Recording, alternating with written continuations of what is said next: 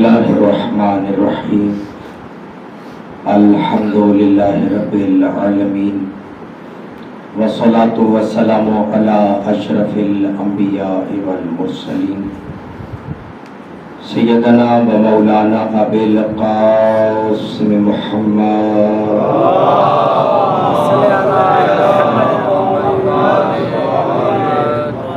وعلى أهل بيته الطيبين الطاهرين المعصومين الذين أذهب الله عنهم الرجس أهل البيت ويطهرهم تطهيرا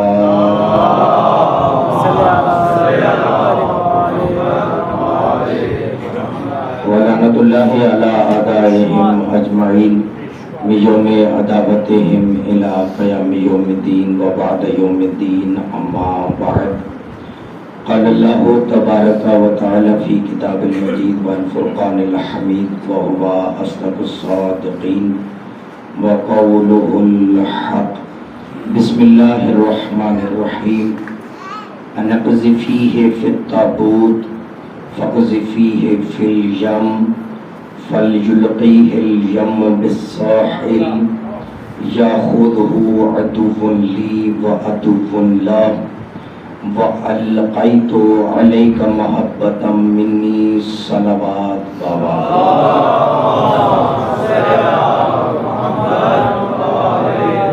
دعا گو ہوں کہ مالک کائنات آپ تمام سامعین کا اس فرش عذابیانہ عبادت میں شمار فرمائے، بانیان مجلس کا یہ فرش بچھانا عبادت میں شمار فرمائے۔ میرا مالک میرا خالق جملہ سادات المؤمنین جو مریض ہیں انہیں شفائے کلی نصیب فرما، ملت تشیع کے بے جرم اسیروں کو رہائی عطا فرما، پردے والے وارث کا جلد ظہور فرما۔ میرا مالک میرا خالق ہمارے جملہ مرحومین جو اس جہان فانی سے رحلت فرما چکے ہیں، بالخصوص بانی مجلس کے جملہ مرحومین جو اس جہان فانی سے رحلت فرما چکے ہیں، میرا اللہ انہیں قرب جوار سید الشہداء علیہ السلام نصیب فرما۔ میرا مالک میرا خالق جب تیری آخری حجت کا ظہور ہو، ہمارے مرحومین کو اپنی قبروں سے نصرت امام کے لیے اٹھنے کی توفیق عطا فرما۔ ربنا تقبل منا انک انت السمیع العلیم وتب علینا انک انت التواب الرحیم بجائے محمد وآل طیبین الطاہرین المعصومین آمین یا رب العالمین۔ اپنی دعاؤں کی استجابت کے لیے مل کے بآواز بلند صلوات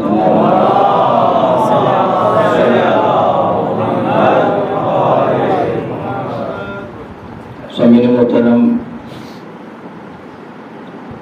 میری کوشش ہوتی ہے کہ فضائل ہو یا مسائل، جو ایام گزر رہے ہوتے ہیں انہیں ملحوظ خاطر رکھ کر انتخاب کیا جائے، لہذا جو ایام جا رہے ہیں انہی ایام کی مناسبت سے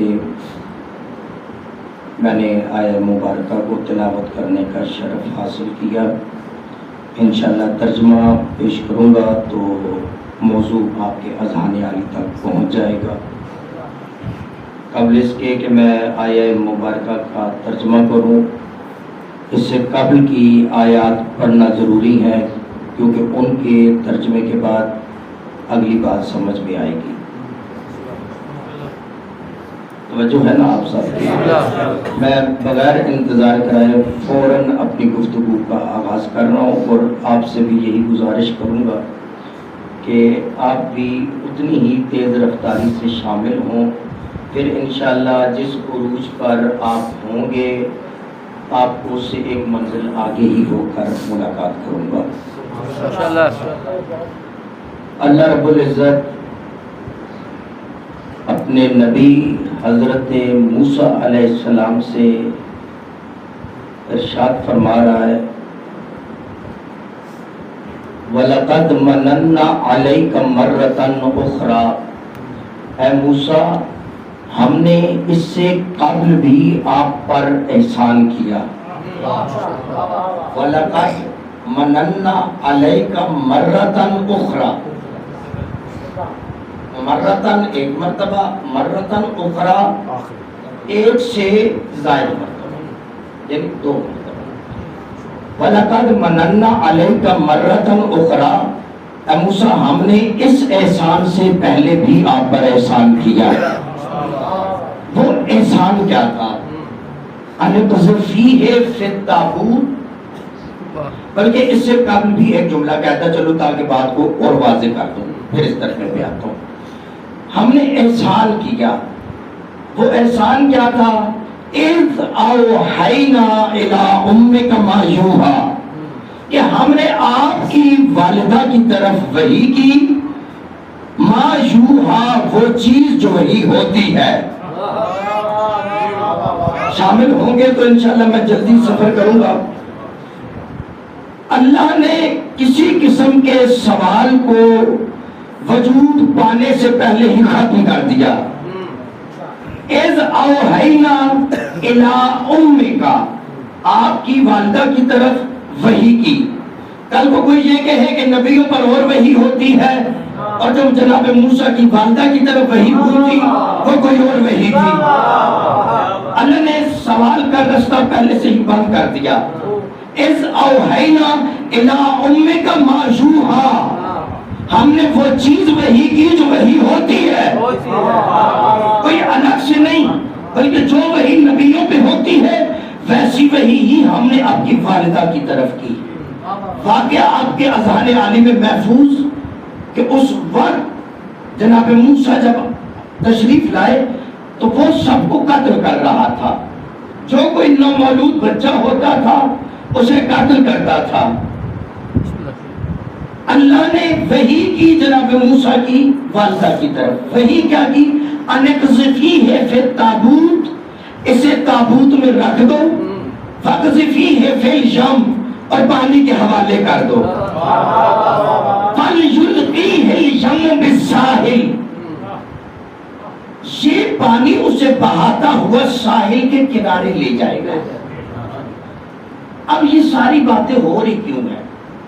اس لیے کہ جناب موسیٰ کی زندگی کو خطرہ تھا، ماں کے پاس موسیٰ محفوظ نہیں تھے، لہذا اللہ نے وحی کی۔ یہ سورہ طٰہٰ، یہاں پہ اللہ کہہ رہا ہے کہ انہیں بہا دو۔ اب ماں کے ذہن میں یہ خیال کہ اگر میں اسے تابوت میں رکھ کے بہا دوں گی، میں انشاءاللہ ترجمہ کروں گا، لطف آئے گا آپ کو، اور پھر ترجمے کے بعد میں سوچوں گا کہ میں نے سفر کہاں تک کرنا ہے۔ ماں چاہتی ہے بچہ محفوظ رہے، بچے کا تحفظ چاہتی ہے، اور اللہ کہہ رہا ہے اَنِقْذِفِیہِ فِی التَّابُوتِ فَاقْذِفِیہِ فِی الْیَمِّ فَلْیُلْقِیہِ الْیَمُّ بِالسَّاحِلِ۔ مالک آگے کیا ہوگا؟ اسے تابوت میں رکھ کے پانی میں بہا دو، پانی اسے بہاتا ہوا ساحل کے کنارے لے جائے گا۔ پروردگار پھر کیا ہوگا؟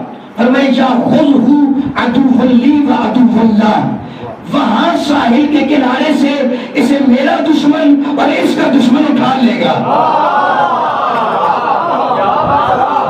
سلامت رہے۔ ماں چاہ رہی ہے بچے کا تحفظ، خدا کیا کہہ رہے ہیں؟ اسے بہا دو، ہوگا کیا؟ جس سے خطرہ ہے یہ اس کے پاس پہنچ جائے گا۔ اور اللہ نے دونوں کا نام لیا، یَأْخُذْهُ عَدُوٌّ لِّی وَعَدُوٌّ لَّهُ، وہاں سے اسے میرا دشمن اور اس کا دشمن اٹھا لے گا۔ اب اس کے بعد میں آیت کا اگلا ٹکڑا پڑھوں، اس سے پہلے لفظ سمجھانا چاہتا ہوں۔ ایک چیز ہوتی ہے جیسے آپ کہتے ہیں ڈالنا، ایک چیز ہوتی ہے جسے آپ کہتے ہیں گرانا۔ جب بھی کوئی چیز ڈالی جاتی ہے، یعنی گلاس میں آپ نے پانی ڈالا آہستہ آہستہ، لیکن فوراً جگ کو اٹھا کے اس طرح کر دیا، فوراً پانی سارا گر گیا۔ اسے عربک میں کہتے ہیں القا، یعنی جب پیچھے کچھ نہ رہے نا، جو کچھ ہو وہ سارا اڈیل دیا جائے، اسے کہتے ہیں القا۔ ماں کی محفوظ آغوش سے چل کے بچہ دشمن کے گھر میں پہنچ رہا ہے، اس کے ہاتھوں میں جا رہا ہے، اور اللہ کیا کہہ رہا ہے؟ وَأَلْقَيْتُ عَلَيْكَ مَحَبَّةً مِّنِّي، میں نے تو اپنی ساری محبت اس پہ اڈیل دی، میں نے اپنی، یہاں تک ترجمہ محفوظ کیجئے گا، انشاءاللہ آگے گفتگو کی آپ کو پھر یہاں سے سمجھ آئے گی۔ میں نے اپنی ساری محبت اس پہ اڈیل دی، یعنی تصویر کی ہے دو رخ۔ ایک رخ یہ کہہ رہا ہے کہ موسیٰ دشمن کے نردے میں ہے، دوسرا رخ اللہ کی نگاہ کیا دیکھ رہی ہے کہ یہ دشمن کے نظر میں نہیں بلکہ محبت الہیہ میں ہے. میں جب اتنے عرصے سے چھڑے ہوئے مسئلوں کا 2 لفظوں میں جواب دینے لگا ہوں،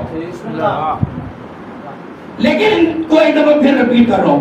وَأَلْقَيْتُ عَلَيْكَ مَحَبَّةً مِّنِّي، میں نے اپنی ساری محبت کو القا کر دیا، انڈیل دیا. اور دوسری طرف کہا یَأْخُذْهُ عَدُوًّا لِّي وَعَدُوًّا لَّهُ، وہاں دشمن کے نردے میں ہوگا. لوگ آج 1400 برس کے بعد ہم سے سوال کرتے ہیں کہ جب امیر کائنات کو پتا تھا کہ مسجد میں قاتل ہے تو اس دن کی نماز گھر میں کیوں نہ پڑھی، مسجد میں کیوں گئے؟ جب آپ لوگوں کا عقیدہ ہے کہ امام وقت کو پہلے سے خبر ہوتی ہے، جب پتا تھا کہ انگوروں میں زہر ہے تو امام حسن نے انگور کھائے کیوں؟ جب پتا تھا کہ کربلا میں شہید ہونا ہے تو کربلا گئے کیوں؟ میں نے کہا تصویر کے ہے 2 رخ، دنیا کی نگاہوں سے دیکھو تو دشمن کے نلغے میں ہے، مگر اللہ کہہ رہے جس وقت یہ دشمن کے نلغے میں ہوتے ہیں اس وقت یہ دشمن کے نلغے میں نہیں ہوتے، محبت الہی میں ہوتے ہیں.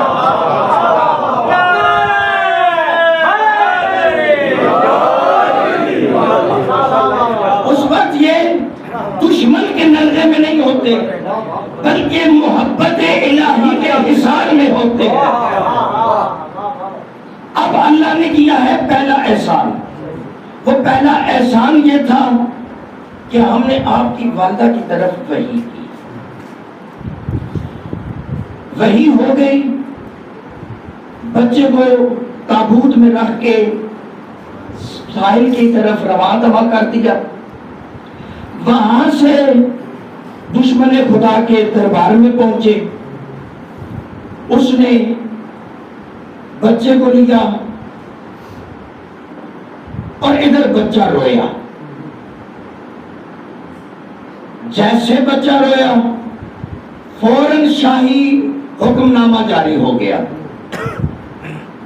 کہ جلدی سے دودھ پلانے والوں کا انتظام کیا جائے. محل بہت بڑا اور جو قطار لگی تھی وہ محل سے بھی بہت باہر تک پھیلی ہوئی تھی. میں نے ابھی دوسرا احسان پڑھنا ہے. قطار لگ گئی، دودھ پلانے والی آ گئی. ادھر اللہ نے اب دوسرے احسان کا تذکرہ کیا. قُلْتُ لِأُخْتِهِ قُصِّيهِ فَبَصُرَتْ بِهِ عَنْ جُنُبٍ وَهُمْ لَا يَشْعُرُونَ. یہ کس کی بات ہو رہی ہے؟ جناب موسیٰ کی والدہ نے جناب موسیٰ کی ہمشیرہ سے کہا کہ آپ جناب موسیٰ کے ساتھ ساتھ جائیں. بھائی ہے پانی پہ، بہن ہے خشکی پہ، اور فرمایا اس پہ اپنی نگاہوں کو رکھنا، اس سے غافل نہ ہونا، اس کے ساتھ ساتھ جانا. ساحل سے ہوتا ہوا بھائی دربار میں پہنچا، دروازے سے بہن پہنچی. ادھر قطار کے سب سے آخر میں جا کر جناب موسیٰ کی بہن کھڑی ہو گئی. اب حکم پروردگار ہو گیا. موسیٰ ہے آغوش میں. میں ممبر کے تقدس کو ملحوظ خاطر رکھ کے جملہ کہوں. موسیٰ کو لگی ہے بھوک، جہاں سے طلب پوری ہونی چاہیے تھی وہاں سے طلب پوری کر لیتے، لیکن پوری قطار نا امید ہو کر واپس چلی گئی اور موسیٰ کسی کی طرف متوجہ نہیں ہوئے. قطار کے آخر میں قہر موسیٰ جناب موسیٰ کی ہمشیرہ کھڑی تھی. آئی اور آ کے کہا حل ادلکم علی اہل البیت یکفلونہ، کیا میں تمہیں اہل بیت کا پتہ دوں؟ یکفلونہ، جو اسے پالے.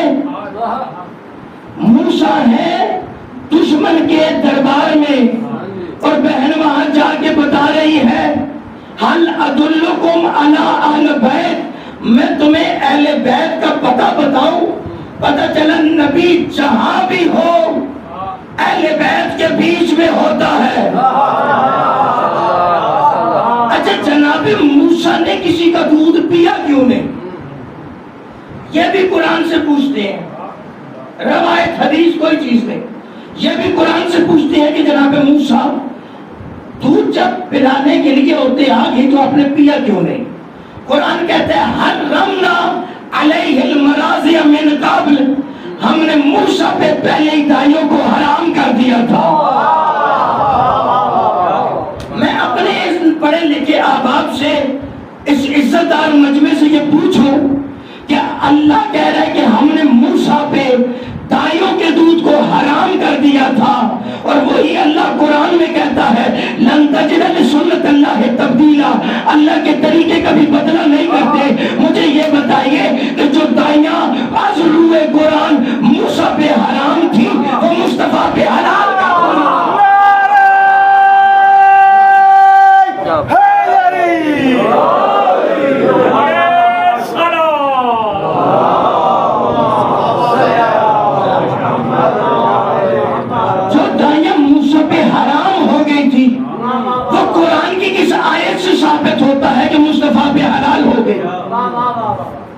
بہن نے آ کے بتایا کہ میں آپ کو وہ پتہ دیتی ہوں جو اہل بیت ہے جو اسے پالیں گے. کتنے احسان؟ 2 احسان. یہ میری تقریر کی تمہید ہوگی مکمل. ایک جو موسیٰ کو محفوظ کر کے روانہ کیا، اور دوسرا خواہر موسیٰ کا ان کے ساتھ آنا. اللہ نے کہا اے موسیٰ کی بہن، یہ جو آپ موسیٰ کے ساتھ آئی ہو نا، یہ آپ کا ساتھ آنا موسیٰ پر میری طرف سے احسان ہے. میں اپنے پڑھے لکھے مجمع کے سامنے ایک شعر رکھنا چاہتا ہوں تاکہ آپ بھی اس ابہام سے باہر نکلیں کہ میں آپ کو کس منزل پہ لے جا رہا ہوں. سر ڈاکٹر علامہ اقبال، میں ان کے مصرع اولیٰ کو مصرع ثانی بنا کے پڑھ رہا ہوں، یعنی شاعری کے اعتبار سے سند لفظ و نشر یہاں پہ استعمال کر رہا ہوں. مصرع اولیٰ کو مصرع ثانی بنا کے ابہام کو قائم کر کے پھر اگلے مصرع میں ابہام کو کھول دو. ڈاکٹر علامہ اقبال فرماتے ہیں این تو قوت از حیات آیت بدید، یہ 2 قوتیں جو زندگی کے دھارے کے ساتھ ساتھ چلتی ہیں. این تو قوت از حیات آیت بدید، یہ کون سی 2 قوتیں ہیں؟ ایک حق ایک باطل کا ازل سے حق اور باطل زندگی کے دھارے کے ساتھ ساتھ چل رہے ہیں. این تو قوت از حیات آیت بدید، موسی و فرعون و شبیر و یزید. یہ حق اور باطل 2 قوتوں کا نام ہے جو زندگی کے ساتھ ساتھ سفر کرتی ہے، کبھی موسیٰ اور فرعون کی صورت میں، کبھی شبیر اور یزید کی صورت میں. گویا علامہ اقبال یہ فرما رہے ہیں کہ کل کو جہاں موسیٰ کھڑے تھے آج وہاں حسین کھڑے ہیں، اور کل یہاں وہ خدا کا دشمن بیٹھا تھا آج وہاں یزید بیٹھا ہے. تو موسیٰ کی بہن کا موسیٰ کے ساتھ آنا اللہ کا احسان ہے، اس لیے کہ وہ موسیٰ کی زندگی کو بچانے کے لیے آئی تھی. اس لیے احسان موسیٰ پہ. تھکے ہو تو بس کر دیتا ہوں، یہ بات مشکل ہو گئی ہے. میں تو بڑی آسان اور سادہ الفاظ میں بات کر رہا ہوں. جس طرح سے موسیٰ کی زندگی کو بچانے کے لیے موسیٰ کی بہن ساتھ ساتھ آئی، اللہ نے کہا کہ یہ احسان ہے کس پر؟ موسیٰ پر.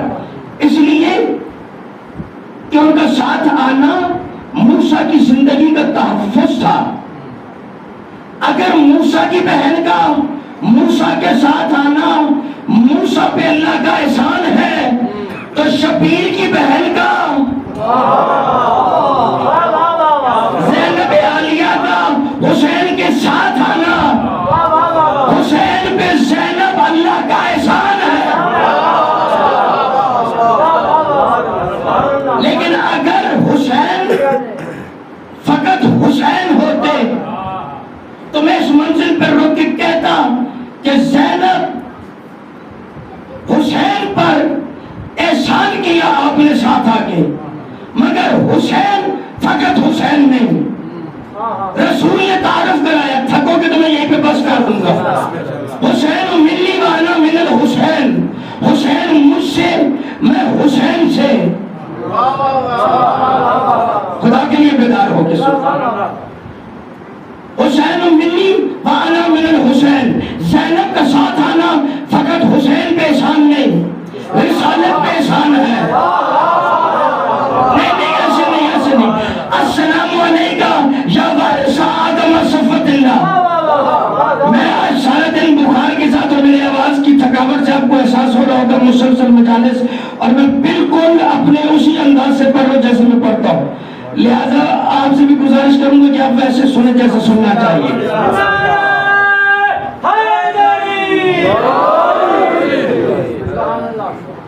السلام علیکم یا وارث آدم صفوت اللہ، السلام علیکم یا وارث نوح نبی اللہ، السلام علیکم یا وارث ابراہیم خلیل اللہ، السلام علیکم یا وارث موسیٰ کلیم اللہ، السلام علیکم یا وارث عیسیٰ روح اللہ، السلام علیکم یا وارث محمد حبیب اللہ. آدم کا وارث حسین، نوح کا وارث حسین، ابراہیم کا وارث حسین، موسیٰ کا وارث حسین، عیسیٰ کا وارث حسین، مصطفیٰ کا وارث حسین.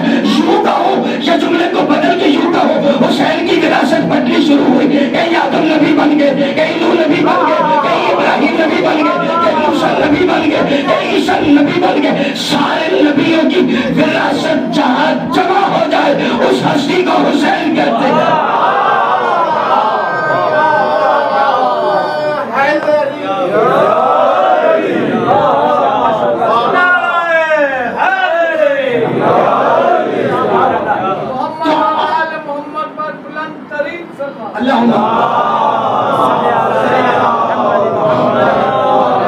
میں صرف یہ بتانا چاہ رہا ہوں آج کی منزل تک کہ زینب احسان کس کس کا ہے. آدم کا وارث حسین، یعنی حسین کی وجہ سے آدم کی آدمیت بچی، نوح کی نجات بچی، جناب ابراہیم کی نبوت اور رسالت بچی. 1.25 لاکھ مختصر کر کے یوں کہہ دوں 1.25 لاکھ انبیاء کی نبوت اور رسالت کی لات جو رکھ لے اسے حسین کہتے ہیں.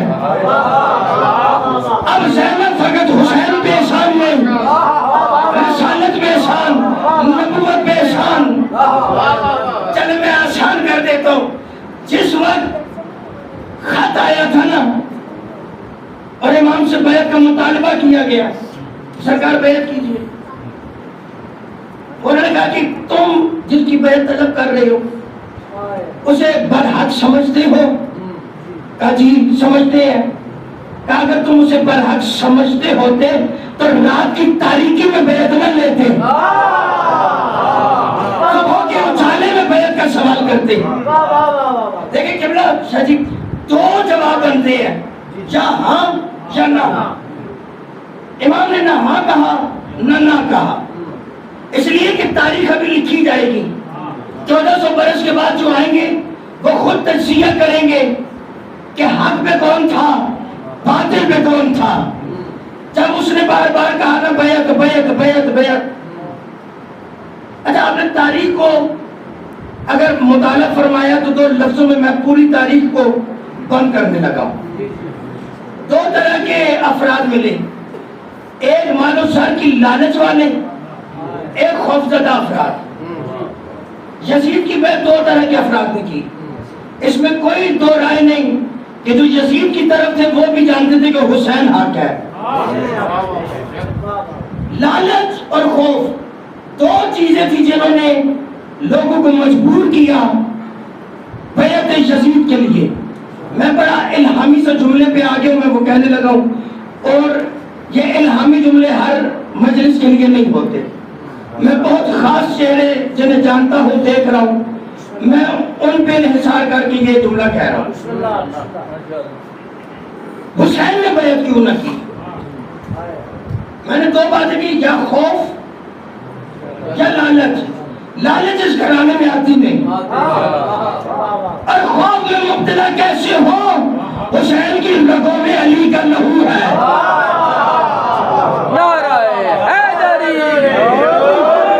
اور دنیا انحصار کرتی ہے اپنے خاندانوں پر، اپنی رشتہ داریوں پر، اپنی برادریوں پر۔ لوگ انحصار کرتے ہیں، میرے اتنے بھائی ہیں، میرا اتنا بڑا کنبہ ہے، میں دیکھ لوں گا جو بھی ہوا۔ دنیا والوں کے پاس خاندان تھے، رشتہ دار تھے، بھائی تھے، مگر عباس نہیں تھا۔ بلکہ حسین تو صبح بات ہوگی کہ صبح میں تو جرت تھی نہیں کسی کی جو بول کے کہتا، کہ کسی نے اشارہ کر کے کہا حسین جا رہے اور اگر آج یہ ہاتھ سے نکل گئے پھر انہوں نے ہاتھ نہیں آنا، لہذا آج دربار میں ہے، یہی انہیں شہید کر دو۔ عرش کی خبریں رکھنے والے یہ حجت، چلو آ گیا تو سن لو۔ فتح مکہ ہوئی، زینب احسان ہے، ہاں جس جملے سے تقریر اڑی ہے وہیں پہ واپس آنا ہے۔ فتح مکہ ہوئی، رسالت مآب نے امیر کائنات سے کہا یا علی میرے کاندھوں پہ سوار ہو، ان بتوں کو گرائیں۔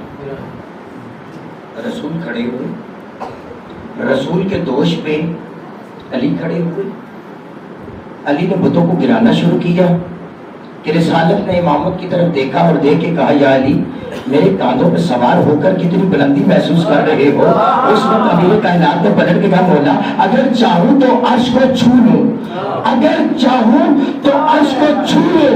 ایک روز سیدہ گھر میں بیٹھی ہوئی تھی، حجت خدا امام حسین آغوش میں بیٹھے ہوئے تھے اور امام اپنی انگشت کے اشارے سے عرش کی طرف کچھ کر رہے تھے۔ اب بی بی جانتی تھی مگر امیر کائنات سے پوچھا یا علی ایک بات کی سمجھ نہیں آئی، حسین میری آغوش میں بیٹھے ہوتے ہیں اور عرش کی طرف اشارہ کر کے کچھ کر رہے ہوتے ہیں، یہ کیا کر رہے ہوتے ہیں؟ اس وقت امیر کائنات نے پلٹ کے کہا علی فرما رہے ہیں حسین جس وقت آپ کی آغوش میں ہوتے ہیں اس وقت اپنی انگشت کے اشارے سے لوح محفوظ کی تحریروں کو بدل رہے ہوتے ہیں، لوح محفوظ کی تحریروں کو بدل رہے ہوتے ہیں۔ اب دونوں جملوں کو ملا کے نتیجہ دے رہا ہوں، کھڑی صاحب معراج کے دوش پہ کھڑی امامت کا ہاتھ عرش تک جاتا ہے، بیٹھی بطول کی گود میں بیٹھی امامت کا ہاتھ لوح محفوظ تک جاتا ہے۔